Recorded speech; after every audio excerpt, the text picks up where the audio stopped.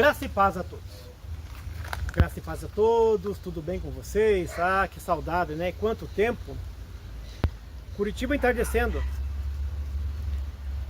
Bosque do Parque, não sei o nome que vão dar ainda, né? Por enquanto ainda está como Praça Zumbi dos Palmares, Memorial Africano, bairro do Pinheirinho, divisa com Capão Raso, às margens desse riacho que resiste ao tempo, para mais um vídeo da série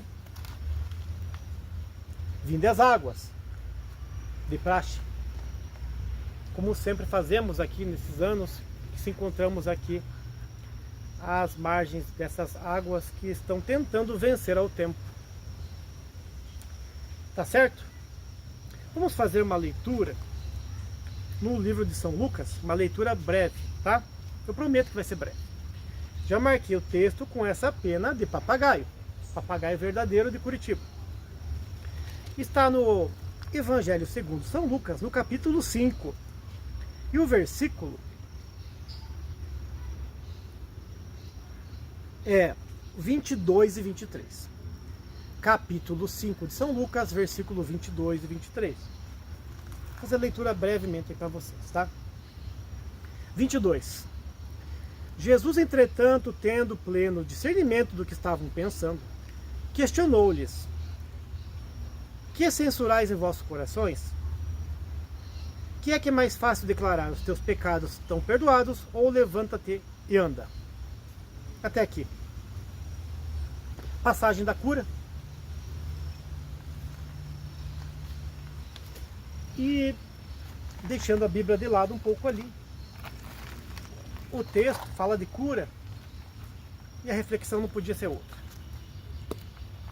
Cura. Mas a cura que eu estou para tratar com vocês agora é a cura interna. Cura interna. É a cura da alma. No texto que se encontra aqui no Evangelho, a passagem de um homem que estava em uma situação precária, já não andava. E quantos outros personagens da Bíblia, no Novo Testamento, não foram curados porque não andavam mais? Eram paralíticos ou paraplégicos, como se diz hoje em dia. Na época dizia aleijado. E na minha infância ainda dizia-se aleijado. E há pouco tempo, por questões de politicamente correto, não se fala aleijado mais, fala-se deficiente físico. Deficiente, eu não sou aleijado, sou deficiente. É a mesma coisa, gente. A condição é a mesma. Não é ofensivo. A situação é ofensiva para aquele que está numa depressão, numa tristeza. É triste, é degradante estar numa cadeira de rodas, numa cama, ser cuidado por terceiros, parentes ou não. Mas naquela época se falava assim, aleijado. E algumas traduções da Bíblia já dizem paralítico, para especificar realmente o grau de deficiência que aquela pessoa tinha, seja motora, do quadril para baixo, das pernas, do braço. Então dizia paralítico. E quando se falava paralítico, geralmente eram pessoas que estavam com o corpo totalmente paralisado. Vamos dizer na linguagem mais conhecida hoje em dia, nos termos mais usados, o tetraplégico ou paraplégico. E algumas pessoas morriam naquela situação. Nasciam, passavam-se anos, alguns chegavam aos 30, 40 anos, e alguns chegavam a muita velhice, muita idade. E a idades avançadas naquela situação, passando por uma existência gigantesca de sofrimento e levando a família a pensar que Deus os amaldiçoou, que estavam pagando o pecado que fizeram no passado, que estavam pagando a língua porque falaram de alguém, porque olharam, caçoaram de alguém. E essas crendices populares que nós, né, cristãos ocidentais, fomos inundados pelo judaísmo e pelo paganismo europeu. Mas a verdade é que essas coisas sempre existiram. Desde o início dos tempos existiram pessoas saudáveis e outras não. Pessoas em condições perfeitas, mentais, mas muitas vezes os seus corpos já estavam muito abatidos, seja do nascimento ou alguma queda. E naquele caso não foi diferente. Jesus Cristo foi lá fazer uma visita, vamos dizer assim, uma visita. E fazendo uma visita ali, ele encontrou aquela situação e ele perdoou o pecado daquela pessoa e mandou elas levantar. E claro, né, os religiosos da época, que achavam que entendiam de tudo e que eram os detentores da verdade, queriam censurar Jesus por ele fazer aquela cura. Quantas vezes aconteceu isso em dias de sábado, o que era proibido? Quantas vezes aconteciam em outros festivais e festas que também era proibido? E Jesus Cristo não tinha tempo e não tinha data e nem hora para fazer. Ele fazia a hora que ele entendia que era necessário. Não se submetia a calendários humanos e muito menos às vontades de homens. Mas o interessante dessa passagem toda foi que ele mandou a pessoa que estava naquela situação pegar a sua própria cama e sair carregando. O que para a pessoa também era complicado, porque pela lei judaica, as pessoas não podiam exercer funções de trabalho aquele dia, nem que seja carregar alguma coisa, não podia. Tinham que andar a esmo ou descansar. Essas leis judaicas criadas à torta direito e jogaram no colo de Deus essas leis. Mas tudo bem, essa é outra questão. A situação era difícil para aquele homem. Só que pior do que enfrentar as autoridades, explicar porque está trabalhando, é como explicar que estava curado e que era doente e que era deficiente. E mais uma questão que não era vista, que não era perceptível, era a questão da cura interior. Porque dizer que você está curado era fácil para ele, pois todo mundo via que ele andava, que estava curado. Mas como saber se aquele homem estava curado das suas mazelas internas, do coração e da alma? Como saber se ele estava perdoado? Como saber se ele foi restaurado, foi feito nova criatura, enxertado na videira? Essas questões são muito mais pesadas e muito mais sublimes. E não podem ser peneiradas com a peneira humana, e nem pesadas com balança comum. São muito mais sublimes.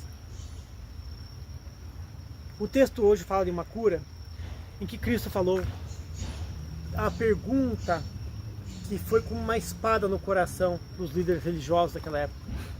O que é mais fácil para esse cidadão aqui?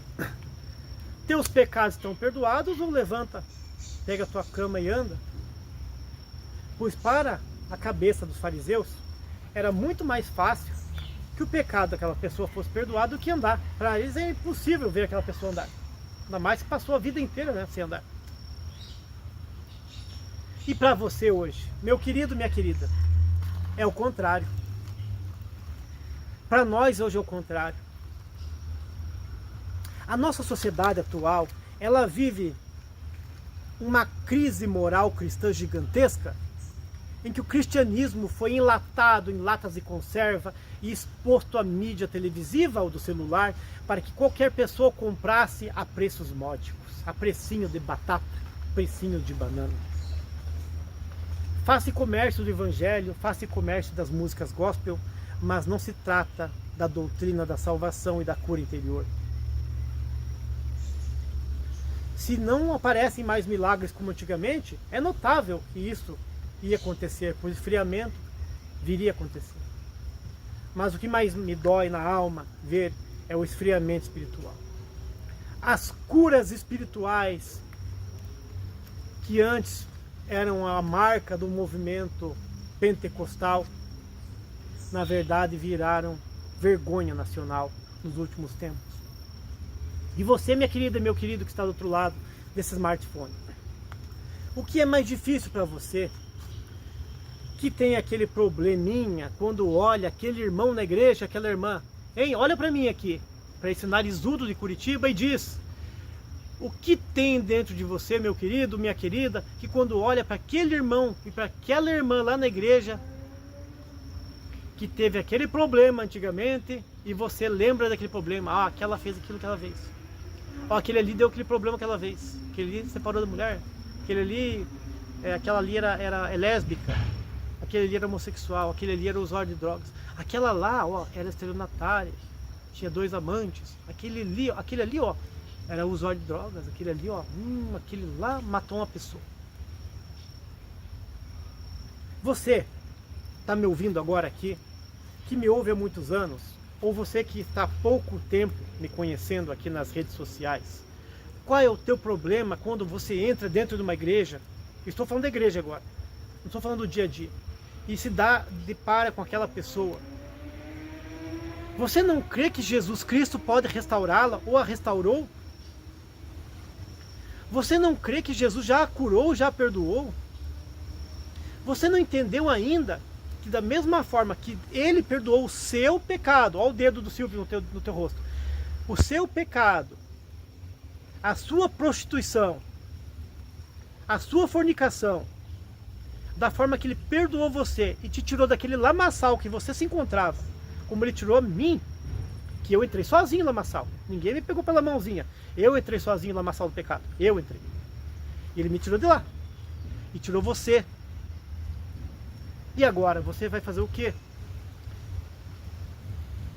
Por causa que você está salva, você está salvo, o coitado, a coitada que está lá, quando entra na igreja, já falam, ó, aquela lá, aquele lá.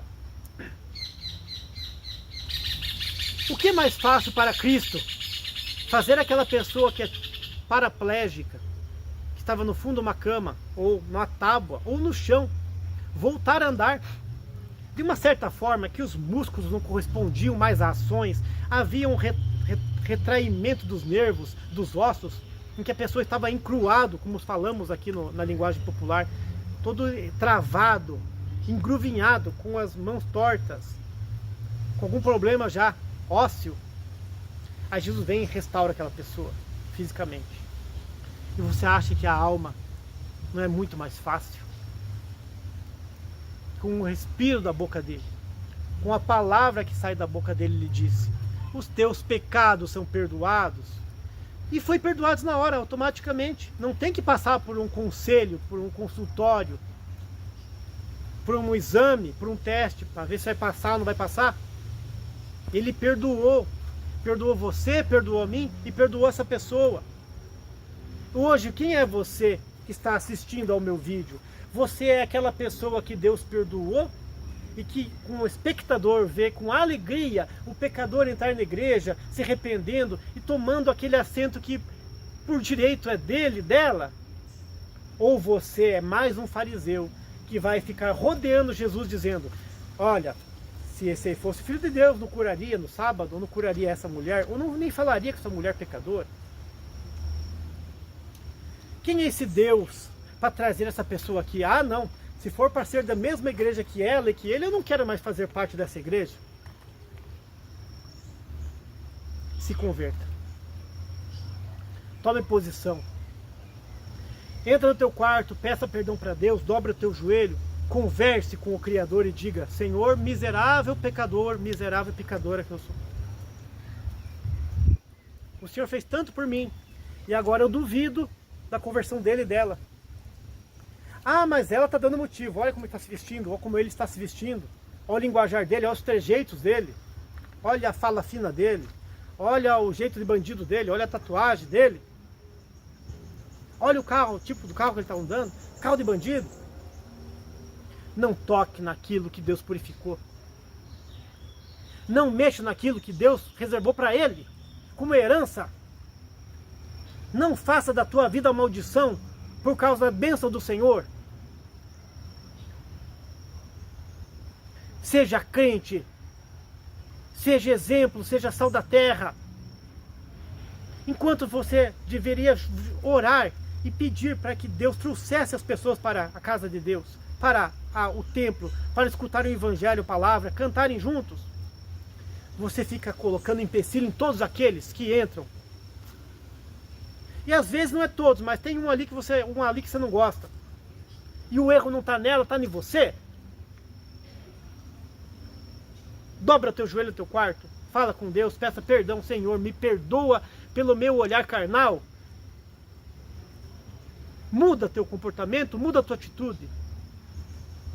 Da mesma forma que ela entrou na igreja, você também entrou um dia.